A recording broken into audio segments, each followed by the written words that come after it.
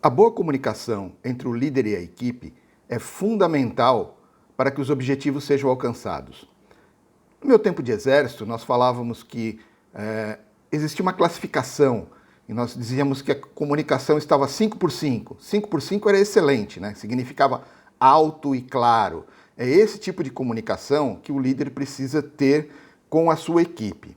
Vou falar aqui para vocês 5 erros graves que podem acontecer no processo da comunicação entre o líder e a equipe. O primeiro erro é você não conhecer a sua equipe. Quando você não conhece a equipe, você não consegue criar uma comunicação dirigida para aquele membro da equipe. Você acaba tendo uma maneira de se comunicar padrão e não necessariamente ela vai funcionar para todos. Nessa hora, um pouco de conhecimento de neurolinguística ajuda. Você pelo menos conseguir saber quem da sua equipe é auditivo, quem é visual e quem é sinestésico. Dessa forma você consegue criar uma comunicação direcionada exatamente para cada membro da equipe de forma exclusiva e específica. A segunda falha ocorre quando você não consegue dar um feedback utilizando as técnicas corretas. Um exemplo, quando você precisa corrigir algum procedimento, corrigir alguma atitude de algum membro da sua equipe. E veja, eu digo corrigir, tá? Quando você não é chamar atenção, não é dar bronca, não é punição, é corrigir. Você não pode falar no meio de toda a equipe.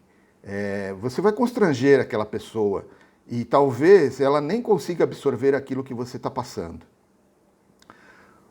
Um terceiro erro é na hora de você fazer uma correção sobre hábitos pessoais. Esse é um momento bem delicado. Como que você vai falar para a pessoa que ela está exalando um cheiro, um odor muito forte? Eu já enfrentei isso.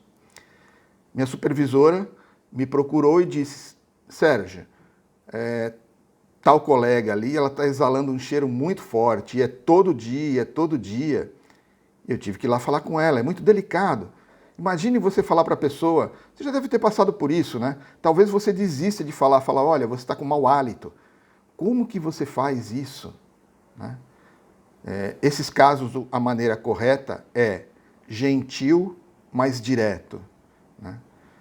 Alguma coisa do tipo, alerta primeiro a pessoa, olha, o que eu vou te falar é pessoal e talvez você fique constrangida. Você está exalando um odor muito forte que acaba incomodando os seus colegas e o ambiente de trabalho. Nós precisamos que você venha trabalhar todos os dias sem esse odor. É só isso, eu estou te falando porque é o meu papel, não tenho nada contra você, mas nós precisamos que você venha para o trabalho sem exalar esse odor muito forte. Foi mais ou menos assim que eu falei. Gentil, mas direto. Quando você estabelece uma comunicação, um quarto erro seria você fazer discurso e não diálogo. Quando você faz discurso, só você fala. Então, troque o discurso por diálogo. Porque, inclusive, no diálogo você consegue perceber e consegue perguntar. Está claro? Vocês entenderam? Ficou alguma dúvida? Porque quando é discurso, não tem nem espaço para essa pergunta. O quinto erro é você ter pressupostos. Você pressupõe que a pessoa sabe isso, você pressupõe que a pessoa fez aquilo. Não. Parta do princípio de que a pessoa não sabe, de que a pessoa não fez. E transmita a comunicação na íntegra, com início, meio e fim. A última dica que eu vou passar para vocês hoje é sobre comunicação não verbal.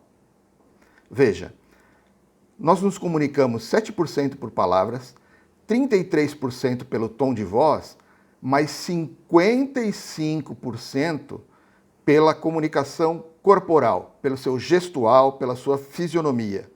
Então, cuidado, porque às vezes a palavra está dizendo alguma coisa, mas os seus gestos estão dizendo outra. Fica a dica de uma leitura. O livro chama-se O Corpo Fala, do autor Pierre Will. Ele é um livro antigo, mas ele ensina muito sobre isso de gestos e fisionomia.